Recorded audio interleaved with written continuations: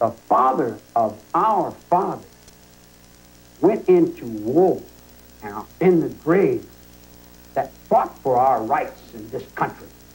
My grandfather lays buried in the Veterans Burial Ground for my rights. I have permission by the Constitution to bear arms. And if you don't abide by those rules and rights, then I have the right to go into revolution and do anything to you that you're doing to me. That's a revolutionary, universal law that comes from God. Do you consider yourself a revolutionary? Why, sure, definitely. Everybody's afraid to call me a political prisoner, and Amnesty International won't accept me. And everybody runs to the east with Uganda with their skyjacking before they'll face the truth in it. But here's the truth.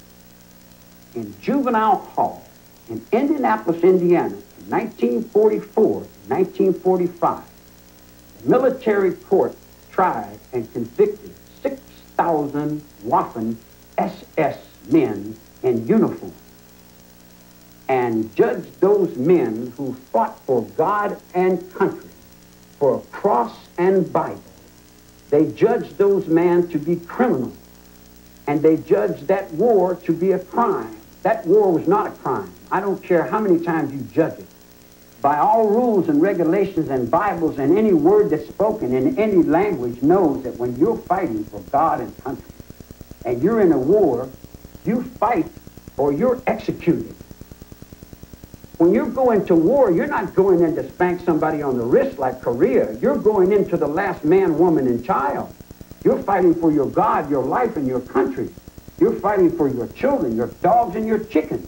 There ain't no quarter. There ain't no in-between. Them men were forced to do what they had to do. And you hung them for obeying orders? And you call them criminals? This is important. It may not seem like it,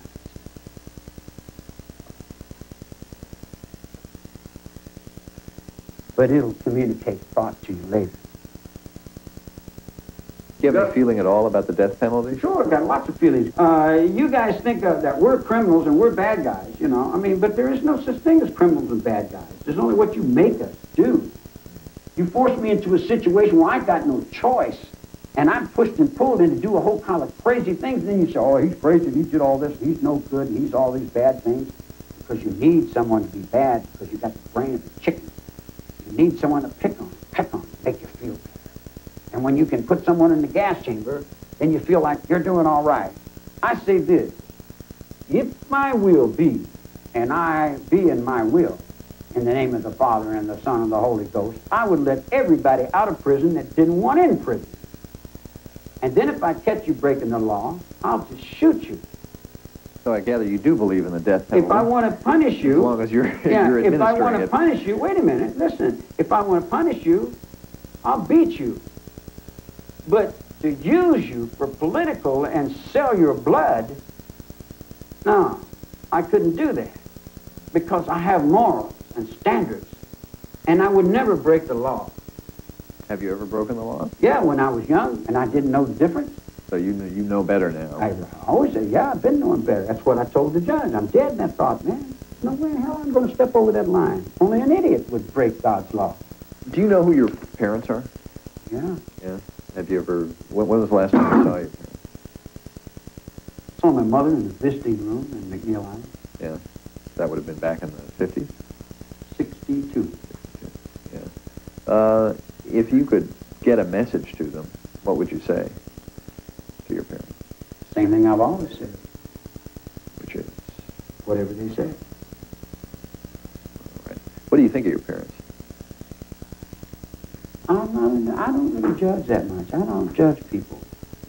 Christ said, judge not. I kind of live by that.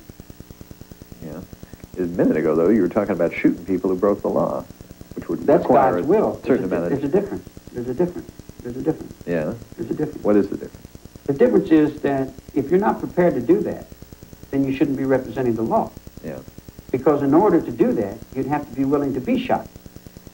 And you're willing to be shot? I follow God's law, sure. Yeah. That's why I'm here. That's why I've been through all the things I've been through. So wait a minute, I told the court, I did not break the law. whatever I did not break the law, because the law is truth. The law is justice.